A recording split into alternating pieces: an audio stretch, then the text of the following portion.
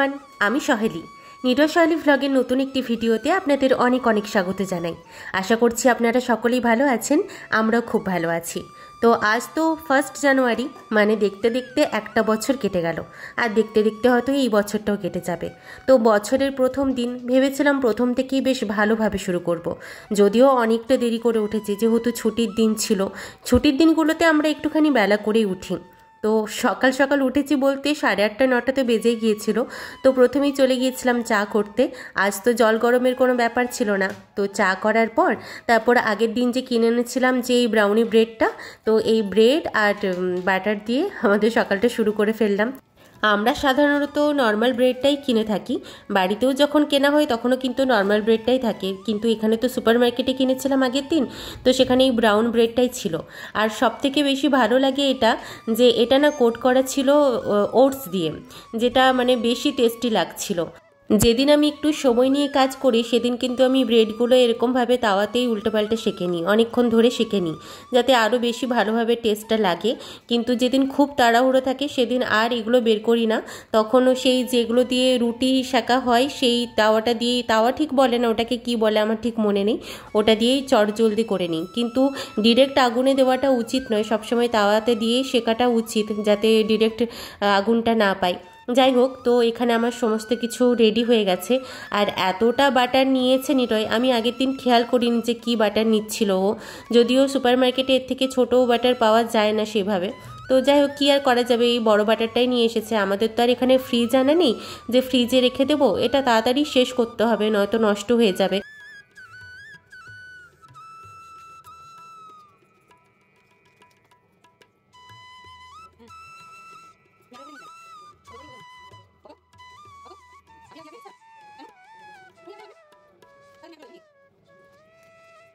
ব্রেডটা ready করে আমি ফল কাটতে লেগে পড়লাম, আর ফলটা দেখুন পুরো নষ্ট হয়ে গেছে। এই কয়েকদিন ধরে যাই দেখাচ্ছি সেগুলোই নষ্ট ফল দেখাচ্ছি, কারণ সত্যি আপেলগুলো নষ্ট হয়ে গেছে। কী আর করা যাবে, যতটুকু ভালো ছিল সেগুলো থেকেই আমি যতটা পেরেছি ততটা ভালোগুলো বেছে নিয়ে এগুলো ছোট ছোট করে করে নিয়ে একটা জায়গাতে সাজিয়ে রাখছিলাম। তারপরে ডিমগুলো সেদ্ধ করতে দিয়েছিলাম, সেগুলোও ছাড়িয়ে ফেললাম। ডিমটা নিরয় সকালবেলাতে সবসময় বলে যে করে দিতে, কিন্তু আমার মাঝে মাঝে না ভুলে যাই, মানে এত তাড়াহুড়ো থাকে যে ডিমটা যে সেদ্ধ করতে বসাবো সেটা সত্যিই ভুলে যাই মাঝে মাঝে। কিন্তু ছুটির দিনে সকালবেলাতে ডিমটা আমরা সবসময় খাওয়ার চেষ্টা করি, যাতে এনার্জিটা পাই। সকালের ব্রেকফাস্ট আমার পুরো রেডি, কিন্তু আমার কোনো বাজার করা নেই, সেহেতু এরপর ব্রেকফাস্ট করে দুজন মিলে ভেবেছি যে বাজারটা সেরে ফেলবো। সব কিছু রেডি করে যখন নিরয়ের কাছে নিয়ে গেছি তখন নিরয় বলল, না আমি তো শুধু ব্রেড খাবো না, আমার জন্য না গুড় নিয়ে এসো, আর সঙ্গে না 2টো খেজুর নিয়ে আসবে। কী আর করা যাবে, আমি গুড় দিয়ে সত্যি বলছি কখনো ব্রেড খাইনি, আর গুড়টা আমার ঠিকঠাক পছন্দ না। আর সেই পায়েসের সাথে বা অন্য কিছুর সাথে তাও ঠিক আছে, কিন্তু শুধু শুধু ব্রেড দিয়ে খাওয়া বা রুটি দিয়ে খাওয়া আমার সত্যি হয় না। যাই হোক, আমাদের খাওয়ার পর্ব শেষ, মোটামুটি সকালের খাওয়ার পর্ব। তারপরে ওকে বাজার পাঠালাম। আমি প্রথমে ভেবেছিলাম যে যাব, তারপর দুজন মিলে ডিসাইড করলাম যে দুজন মিলে যদি যাই 11টার সময়, আস্তে আস্তে 12টা বেজে যাবে, তখন আমার রান্না তো আরও দেরি হয়ে যাবে। সেজন্য আমি রুমেই থেকে গেলাম, আর রুমে থেকে যা যা রান্না করব তার সব কিছু প্রিপারেশন শুরু করে দিয়েছিলাম। কিছুই না, শুধুমাত্র চিকেনই করব ভেবেছিলাম, কারণ 2টি মাত্র মানুষ, আর চিকেন থাকলে আর অন্য কিছু লাগে না। তো দেখুন কত রকমের সবজি নিয়ে এসেছিল, এত রকমের সবজি, তারপর মাছ মাংস সব কিছু দেখে না আমার মাথায় হাত পড়ে গিয়েছিল যে আমি কোন দিন কখন কি রান্না করব। মানে 1 সপ্তাহের বাজার পুরো একদিনে করে নিয়ে এসেছে। আর মাছও সেম, এতদিন ধরে মাছগুলো খাবো, প্রত্যেক দিন ভেজে ভেজে রাখতে হবে, এটা ভাবলেই আমার কান্না পাচ্ছিল। যাই হোক, আমি সব কিছু কুড়ে নিয়েছিলাম, মশলাগুলো মানে আদা রসুনগুলো কুড়েই আমি কাজ করি, কারণ এখানে তো কোনো মিক্সি বা শিলনোড়া নেই। তো আমি প্রথমে ম্যারিনেট করার জন্য কিছুটা আদা রসুন নিয়ে নিয়েছিলাম, তারপর অল্প একটুখানি পেঁয়াজ কুচিও নিয়ে নিয়েছিলাম, আর তার সাথে এই যে টক দইটা নিয়ে আসতে বলেছিলাম ওকে, পুরো টক দইটাই দিয়ে দিয়েছিলাম এটার সাথে। অনেক দিন শুধু সিম্পলভাবে রান্না করছিলাম, তো আজকে যেহেতু ছুটির দিন ছিল, প্লাস আজকে যেহেতু 1 জানুয়ারি ছিল, ভাবলাম একটু অন্যরকমভাবে করি। তো সব মশলাগুলো দিয়ে তারপর তেল দিয়ে পুরোটা অনেকক্ষণ ধরে ভালোভাবে মিক্সড করে তারপর অনেকক্ষণ ধরে রেখে দিয়েছিলাম। আমার দিদি কিন্তু চিকেনটা খুব সুন্দর রান্না করে, মানে আমরা যেমন সাধারণত নর্মালভাবে রান্না করি, বাড়িতেও কিন্তু নর্মালভাবেই হয়, মানে টক দই দিলেও নর্মালভাবে রেসিপিগুলো আমরা করি। আমার দিদি যেমন বিভিন্ন রকমের রেসিপি ট্রাই করে। আসলে কি বলুন তো, মিক্সি থাকলে না সব কিছু রেসিপি ট্রাই করা যায়। আমাদের বাড়িতেও মিক্সি আছে, কিন্তু তেমন একটা ইউজ করা হয় না। আমার বাপের বাড়িতেও দেখেছি মিক্সি থাকলেও এইভাবে ইউজ করা হতো না, কিন্তু আমার দিদি প্রপারভাবে ইউজ করে। সব কিছুতেই কিন্তু মিক্সি ইউজ করে, একটু সামান্য কিছু রান্না করলেও কিন্তু মিক্সিতে সব কিছু বেটে নেয়। তো দিদিকে দেখতাম বিভিন্ন রকমের রেসিপি, মানে হচ্ছে ধনিয়া চিকেন, তারপর দই চিকেন, আরও অনেক রকমের রেসিপি ট্রাই করতো। তো আমি বাড়িতে ট্রাই করতাম না একটাই কারণে, যে সবার পছন্দ হবে কিনা, কারণ একটা দুটো মানুষ তো নয়, 12-13 জন মানুষ, প্রত্যেকেরই মুখের টেস্ট আলাদা। তো যদি খেতে না পারে এতটা চিকেন আমি নষ্ট করে দেবো, সেজন্য আমার খুব ভয় লাগতো। তো সেজন্য একটাই রেসিপি না, একটা নয়, দুটো রেসিপি ট্রাই করেছিলাম, সেটা আপনাদের সাথে শেয়ারও করেছিলাম। যাই হোক, তো এখানে তো আমি সেসব রেসিপি ট্রাই করতে পারবো না, যেহেতু মিক্সি নেই। তো সেহেতু আমাকে নর্মালভাবেই রান্না করতে হবে। তো দইটা নিয়ে এসেছিলাম, দই চিকেন ঠিকঠাক নয়, এরকম নর্মালভাবেই করেছিলাম। তো ফার্স্টে এই যে পেঁয়াজগুলোকে ভেজে নিয়েছিলাম, তার আগে অবশ্য গোটা গরম মশলা দিয়েছিলাম। অনেকে আবার গোটা গরম মশলার গন্ধটা পছন্দ করে না, মানে আমার বাপের বাড়িতে তো আমরা করতে পারতাম না ওইভাবে, যে অনেকের অনেক রকমের টেস্ট, অনেকে খেত না, সেজন্য গোটা গরম মশলা সবসময় দিতে পারতাম না। তো গোটা গরম মশলা দিলে কিন্তু আলাদা রকমের টেস্ট লাগে। এই যে পেঁয়াজটা ভাজা হয়ে গেলে বেরেস্তাগুলো অল্প তুলে রেখেছিলাম, তারপর টমেটোগুলো দিয়ে দিয়েছিলাম। জানি তেলটা দেখে মনে হচ্ছে তো যে অনেকটাই বেশি তেল দিয়েছি, আসলে ইচ্ছে করেই তেলটা দিয়েছিলাম। বছরের প্রথম দিন একটু ভালোভাবে খাবো না বলুন? সব দিনই তো অল্প তেল দিয়ে রান্না করি। তো দেখুন কি সুন্দর ম্যারিনেট করে রেখে দিয়েছিলাম, কি সুন্দর কালারটা হয়েছিল।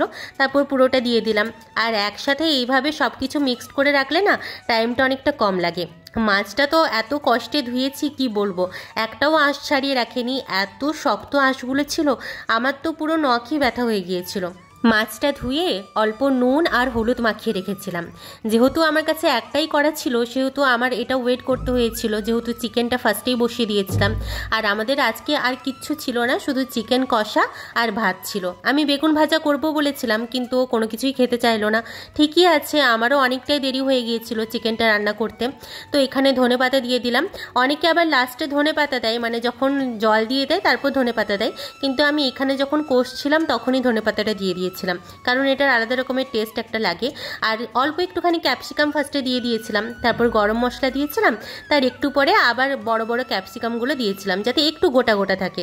অনেক আগে দিয়ে দিলে কি হয়, ক্যাপসিকামগুলো না গলে যায়, যেটা আমার ভালো লাগে না। আমার বেশ রেস্টুরেন্ট স্টাইলের যে ক্যাপসিকামগুলো দেয়, যে একটু গোটা গোটা থাকে, বেশ ভালো লাগে খেতে, টেস্টও লাগে একটা। তো সেটাই আমার ইচ্ছে ছিল করার। তো তারপরে বেরেস্তাগুলোও দিয়ে দিলাম, ব্যাস রান্না রেডি। তারপরে একটুখানি কাসুরি মেথি দিয়েছিলাম। তো এইভাবে করে একটুখানি অল্প জল দিয়ে দিয়েছিলাম, ব্যাস, আর কিছু করতে হয়নি। চিকেন কষা হলেও কি আমি একটা দিয়ে আসি, কারণ কষা খাওয়ার একটা আলাদা রকমের মজা। আমরা ছোট থেকে বড় হয়ে যাওয়া পর্যন্তও কিন্তু এই জিনিসটা ভুলতে পারি না। চিকেন কষা হলেই, চিকেন বলুন মাটন বলুন, কষা হলেই কিন্তু আমাদের মানে বাটি নিয়ে ছুটেই যেতাম আমরা সবাই। তো আমার এখানে কিন্তু খাবার পুরো রেডি করা হয়ে গেছে, শুধুমাত্র স্যালাড কেটেছিলাম আর সঙ্গে ছিল চিকেন। জানেন তো, আমরা না প্রথমে ভেবেছিলাম যে ননস্টিকের কড়া সব কিছু কিনবো, মানে আমি ফার্স্টে ভেবেছিলাম যে অর্ডার দিয়ে দেবো অনলাইন থেকে। কিন্তু আমরা যখন আসি তার আগে যখন অর্ডার দিতে যাই, তখন দেখলাম যে অনেক দিন পরে ডেলিভারির ডেট দেখাচ্ছে।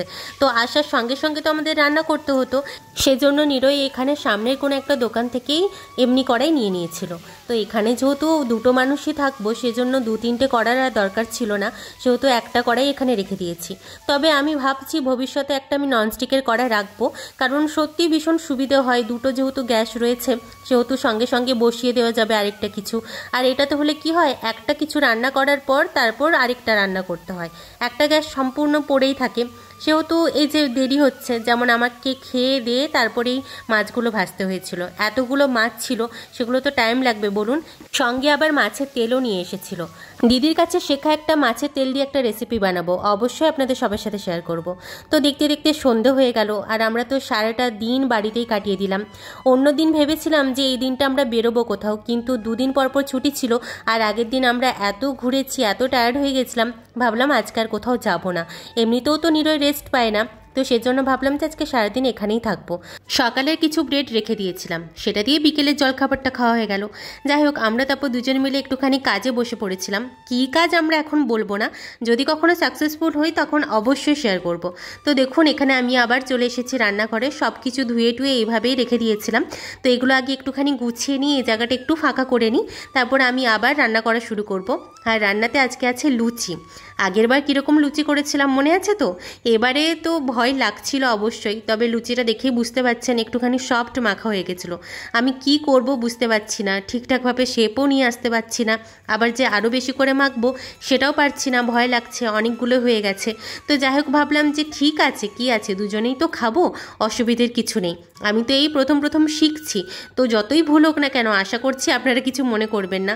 আর আমি তো প্রথম থেকেই বলেছি যে আমার প্রথম থেকে শেষ পর্যন্ত সবটাতেই কিন্তু আপনাদের সবার সাথে শেয়ার করব, এবং সবটাতেই আপনারা সাক্ষী থাকবেন যে একটা মেয়ে একদম কিছু না জানা থেকে শুরু করে কিভাবে এক্সপার্ট হয়ে উঠছে। আমি জানি না এক্সপার্ট কখনো হতে পারবো কি না, কিন্তু যেহেতু আমি কিছুই পারতাম না, সেখান থেকে আস্তে আস্তে করে কিভাবে ইমপ্রুভ করছি, কিভাবে এগিয়ে যাচ্ছি, যেটা আমার কাছেও মানে ভীষণভাবে ইন্টারেস্টিং। আশা করছি আপনাদের কাছেও সেটাই হবে। দেখুন, এই ভ্লগিং করার আইডিয়াটা না আমার যে একবারে অনেক আগের থেকে ছিল সেটা নয়, কয়েক বছর ধরেই ছিল। সেটার কারণ শুধুমাত্র এটা নয় যে আর্নিং করার জন্য। এখন কিন্তু সব হাউসওয়াইফরাই একটা অন্যরকম ইনকাম করার চেষ্টা করে, যাতে নিজের একটা পরিচয় পাওয়া যায়, আবার নিজের একটা ইনকামও থাকে। কিন্তু আমার না তার থেকেও বড় আমার কাছে একটা চ্যালেঞ্জিং ব্যাপার ছিল যে আমার জীবনটা যেহেতু আমি অন্যরকমভাবে শুরু করেছি, সব কিছুটাই চ্যালেঞ্জিং। তো আমি ভেবেছিলাম কোথাও একটা আমার নিজের জীবনের জার্নিটা কোথাও শেয়ার করব, এবং আমার সারা জীবন থেকে যাবে এটা। তো যাই হোক, আমার কিন্তু লুচিও রেডি আর সব কিছুই রেডি। আজ কিন্তু এই পর্যন্তই, আবার দেখা হবে নতুন কোনো ভিডিওতে। ততদিন পর্যন্ত অবশ্যই সকলে ভালো থাকবেন এবং সুস্থ থাকবেন। আবার নতুন কোনো গল্প নিয়ে অবশ্যই হাজির হব।